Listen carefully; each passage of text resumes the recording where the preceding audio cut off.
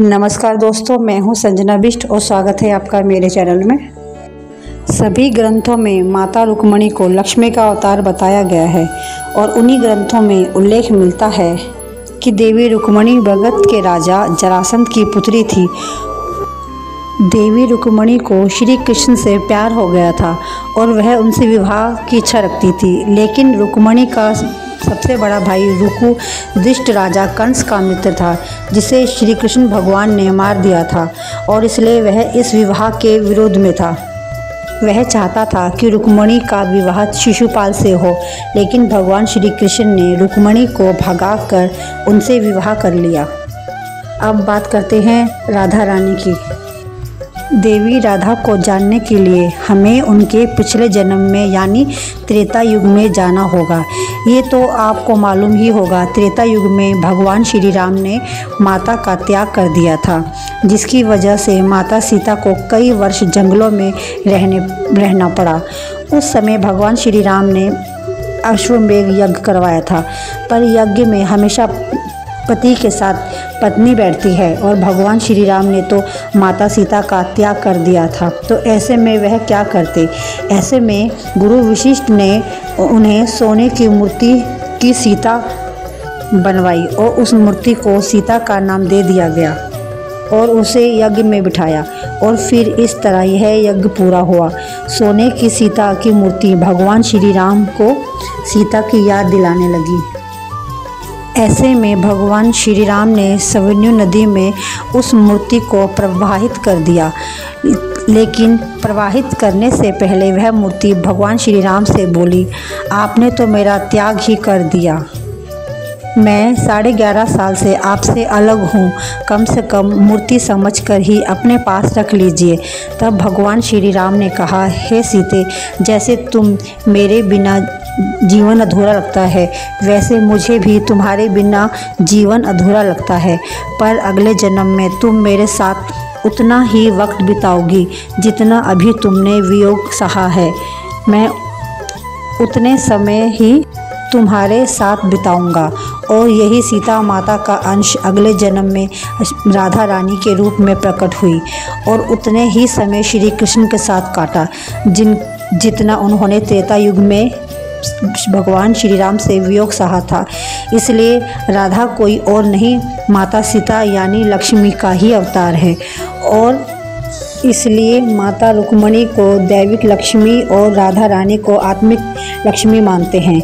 इसलिए सभी लोग रुक्मिणी को भगवान श्री कृष्ण की पत्नी और राधा रानी को सखा के रूप में जानते हैं, जबकि भगवान श्री कृष्ण का विवाह राधा के साथ अनादि समय से हो चुका है।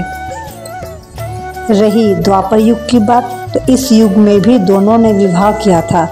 ब्रहा 84 कोस आज भी वह अव्वल है जहां भगवान श्री कृष्ण ने राधा रानी के साथ विवाह किया था। दोनों के विवाह के बारे में गर्म संहिता में भी लिखा है। इसी पांडवी जगह में ब्रह्मा जी ने राधा श्याम का विवाह राधा से करवाया था, लेकिन आज भी सब रुक्मिणी को ही भगवान श्री कृष्ण की पत्नी के रूप में जानते हैं। और कैसे हुआ राधा और रुक्मिणी का जन्म, आइए जानते हैं।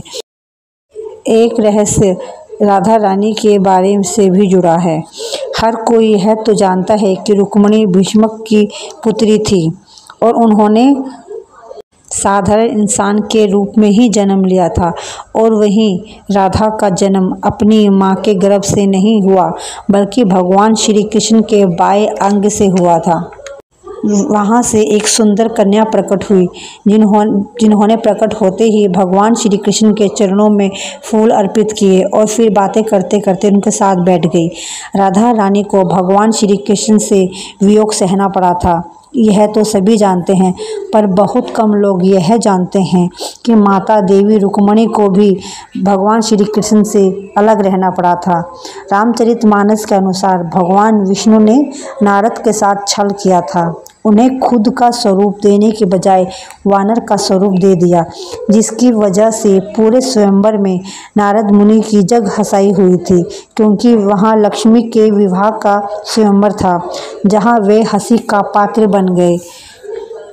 जिसकी वजह से उन्होंने भगवान विष्णु को पत्नी वियोग का श्राप दिया था, जिसकी वजह से त्रेता युग में भगवान श्री राम को माता सीता से अलग होना पड़ा, तो वहीं द्वापर युग में राधा रानी से अलग रहना पड़ा।